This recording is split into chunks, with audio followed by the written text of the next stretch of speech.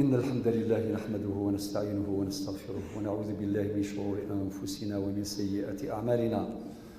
من يهده الله فهو المهتد ومن يضلل فلن تجد له وليا مرشدا.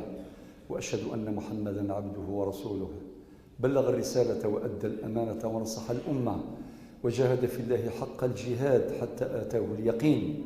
اللهم صل وسلم وبارك عليه وعلى آله الطيبين وصحابته الأكرمين وتابعيه وتابع تابعيه بإحسان وتقوى إلى يوم الدين. يا أيها الذين آمنوا اتقوا الله حق تقاته ولا تموتن إلا وأنتم مسلمون.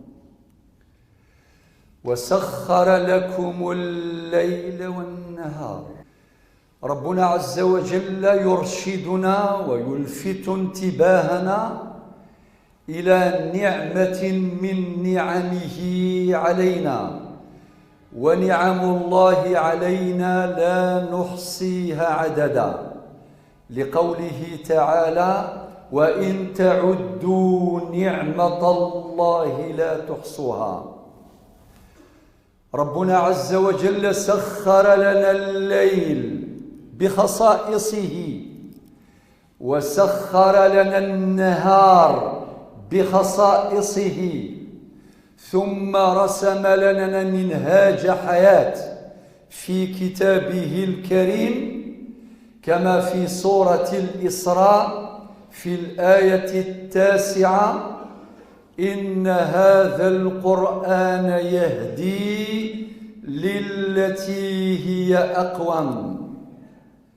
فالقرآن هو الذي يهدينا يرشدنا للتي هي أقوم في مجال الإيمان ومقتضياته، في مجال العبادة وموجباتها، في مجال الشريعة وأحكامها، في مجال الأخلاق وضبط السلوك.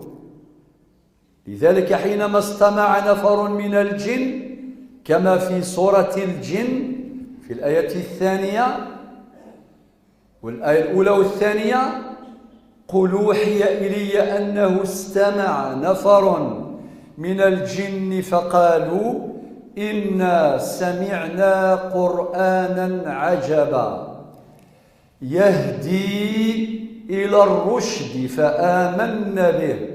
فآمنا به ولن نشرك بربنا أحدا.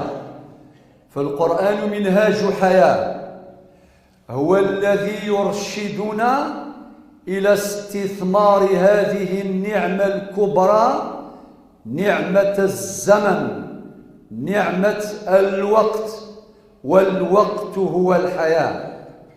يرشدنا كيف نحسن استثمار هذا الوقت، وإذا أحسننا استثمار الأوقات فقد أحسننا استثمار الأعمار، لأن أعمارنا هي أوقاتنا أعمارنا.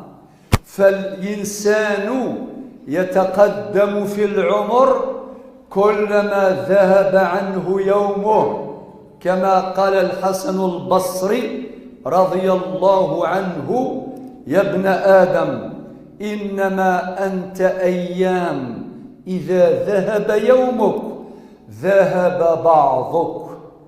ربنا أراد لنا الخير فربط العبادات الشعائر بالأوقات لنعرف قدرها.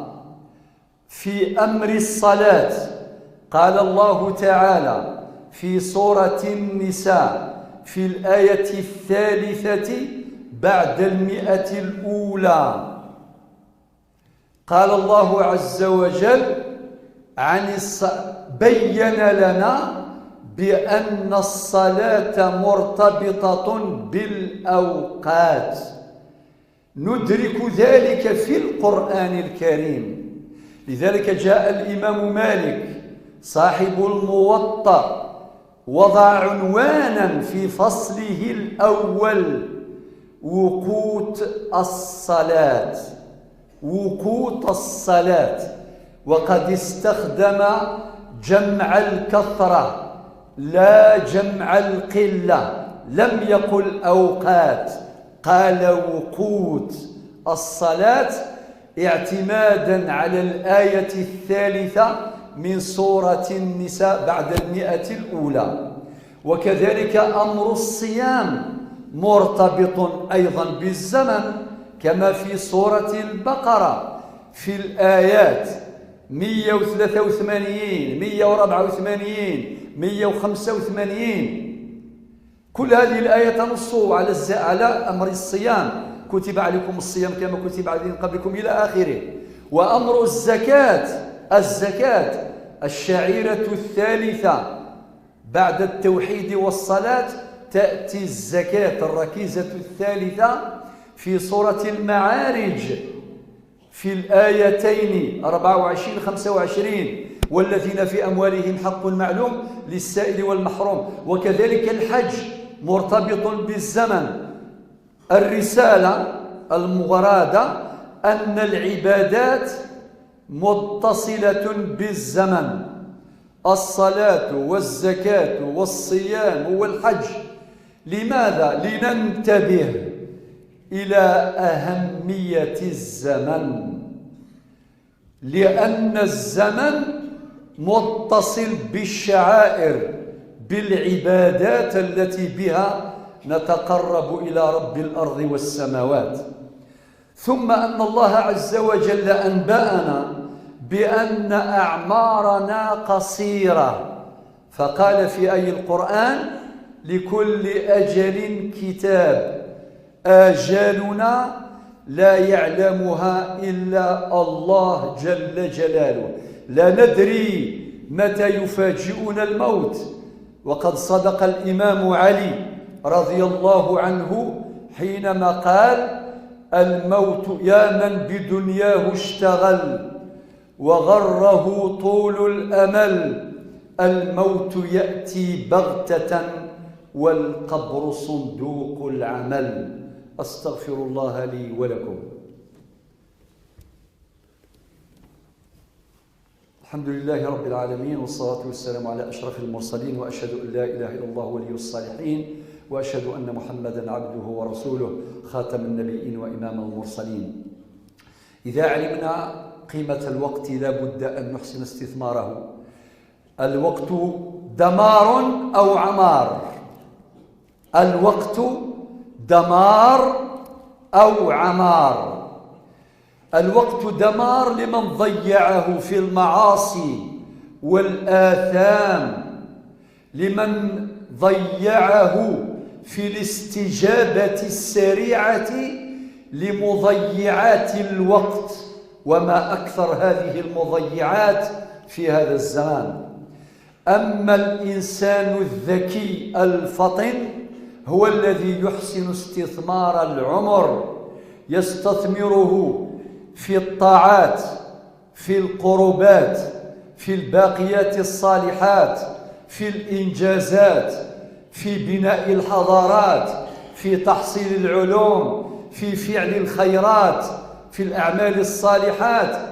لذلك ربنا عز وجل قال في سورة التوبة في الآية 5 بعد 100 الأولى: وقل اعملوا فسيرى الله عملكم ورسوله والمؤمنون. والآية تنصرف إلى عمل الآخرة وإلى عمل الدنيا فقط. ربنا أول مطلع على أعمالنا من أجل تحقيق الإتقان، كما قال النبي صلى الله عليه وسلم: إن الله يحب إذا عمل أحدكم عملا أن يتقنه.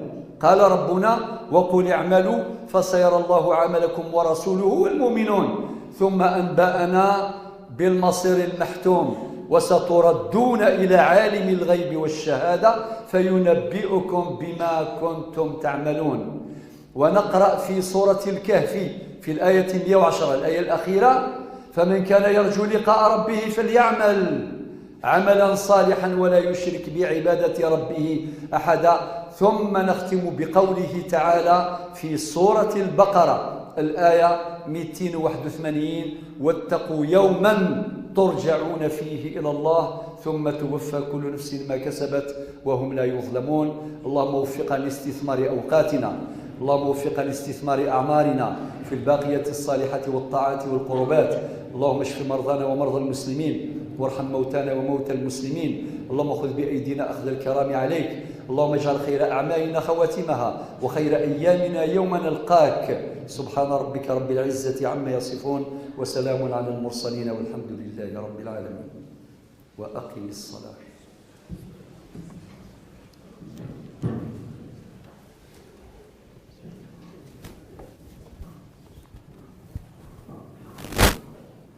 الله أكبر الله أكبر، أشهد أن لا إله إلا الله، أشهد أن محمدا رسول الله.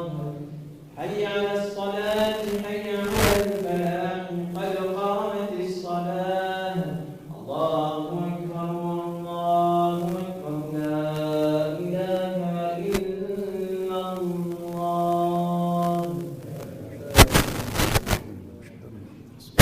استووا استقيموا رحمكم الله. استووا واعتدلوا.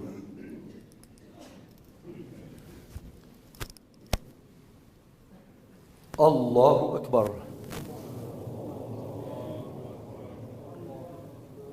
الحمد لله رب العالمين، الرحمن الرحيم، مالك يوم الدين.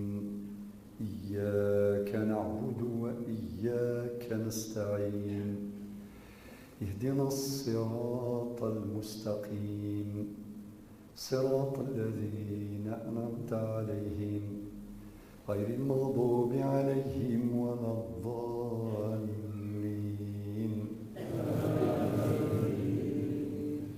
وسيق الذين اتقوا ربهم إلى الجنة زمرا حتى إذا جاءوها وفتحت أبوابها وقال لهم خزنتها سلام عليكم طبتم، سلام عليكم طبتم فادخلوها خالدين.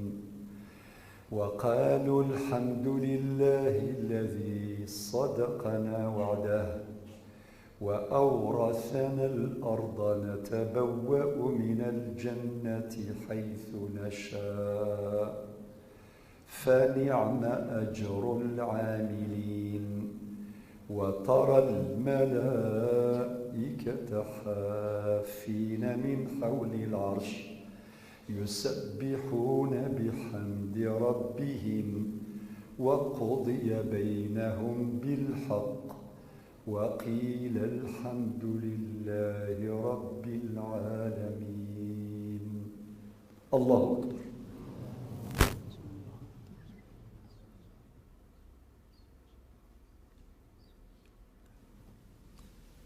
سمع الله لمن حمده. الله أكبر.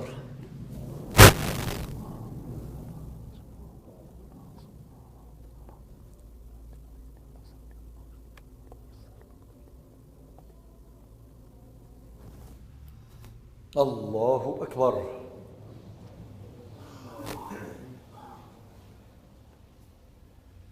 الله أكبر.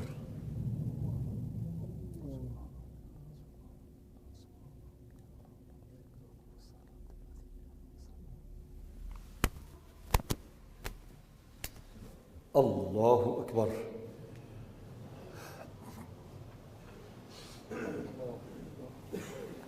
الحمد لله رب العالمين، الرحمن الرحيم، مالك يوم الدين. إياك نعبد وإياك نستعين. اهدنا الصراط المستقيم، صراط الذين أنعمت عليهم غير المغضوب عليهم ولا الضالين. قل قل هو الله أحد الله الصمد لم يلد ولم يولد ولم يكن له كفؤا أحد. الله أكبر.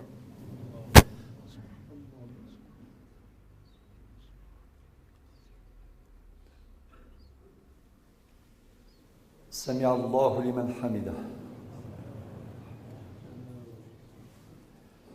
الله أكبر.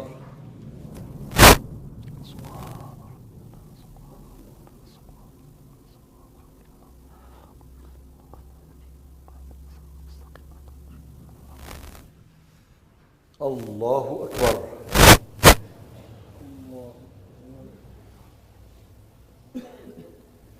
الله أكبر.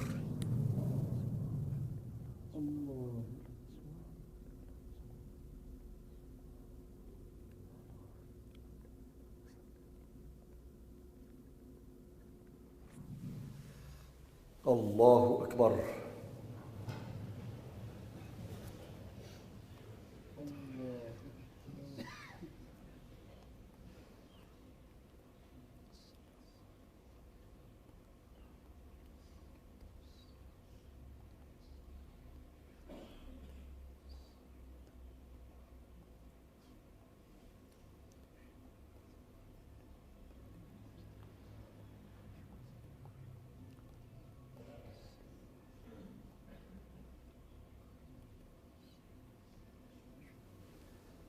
السلام عليكم ورحمة الله. السلام عليكم ورحمة الله.